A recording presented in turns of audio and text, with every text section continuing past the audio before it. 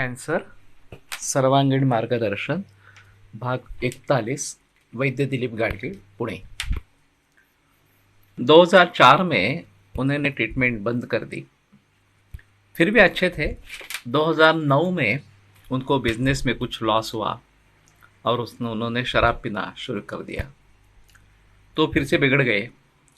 फिर उल्टी होने लगी, कंट्रोल नहीं हो रही थी, तो पुणे में आए। फिर से मैंने यहाँ आयुर्वेद का एक अस्पताल है, वहाँ पे एडमिट किया। फिर से केवल दूध पे रखा, दवाइयाँ शुरू की, उन्होंने रिस्पांस दिया, ठीक हो गए, वापस चले गए।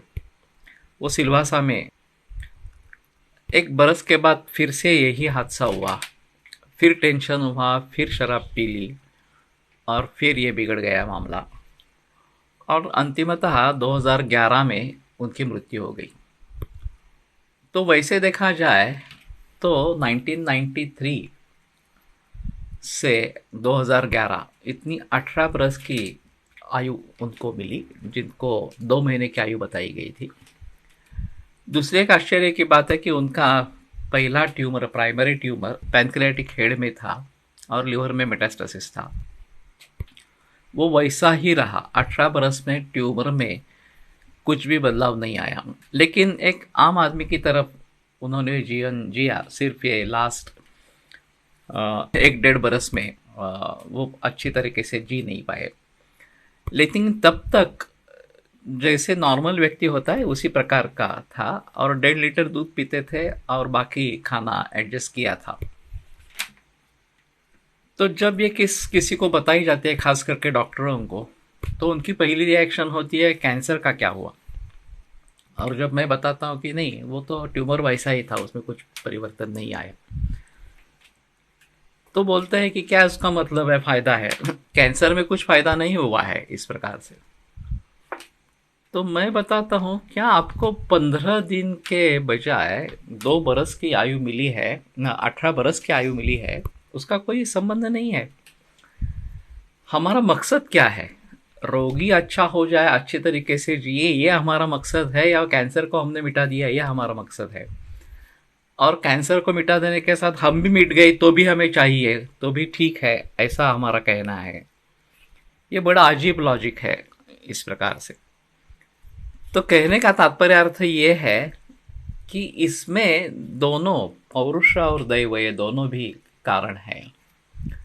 जब 1993 में उनको ये सलाह मिली थी कि विथ सर्जरी विथ केमो 2 महीने का लाइफ है, तो उनके रिश्ते में जो ऑन्को सर्जन थे, जिन्होंने सलाह दे दी कि आप एलोपैथी में जाइए ही मत, आप सिर्फ आयुर्वेद या होम्योपैथी करें, ये भी एक दैव का हिस्सा है। इस प्रकार का मार्गदर्शन पाना उस अवस्था में, जिन्होंने उसको फॉलो किया, और 2009 तक कोई नौबत नहीं आई वास्तव में। 2009 में भी अगर ये स्ट्रेस नहीं होता और अगर वो शराब नहीं पीते तो शायद कुछ नहीं होता, वो ऐसे ही जी सकते थे।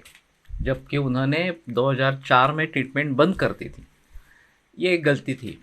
इस प्रकार से कैंसर रिपीट हो जाता है, ये तो बहुत सारे लोगों में पाया गया है। ज़्यादा चांसेस पहले 5 बरस में रहते हैं, लेकिन उसके बाद भी 10 बरस बाद, 15 बरस बाद, 20 बरस बाद भी कैंसर वापस आ सकता है। ये तो बहुत सारे लोगों का अनुभव है। और वैसे देखा जाए तो अगर कारण होता रहेगा तो कार्य होता ही रहेगा। अगर इस प्रकार का शराब पीना वगैरह ये कारण होगा, तो उसका जो कार्य है, उसका जो नतीजा है, होने ही वाला है। तो हमें केवल दैव के ऊपर भी निर्भर नहीं रहना है, और जो पौरुष है, जो हमें कर्म करना है अभी, वो भी सूझबूझ कर अच्छा ही करना है। इस प्रकार से नहीं करना कि मैं दवा नहीं लूँगा या मैं परहेज नहीं रखूँगा। जनरली ऐसा हो जाता है कि जब लोग दवा छोड़ते हैं तो परहेज भी छोड़ देते हैं।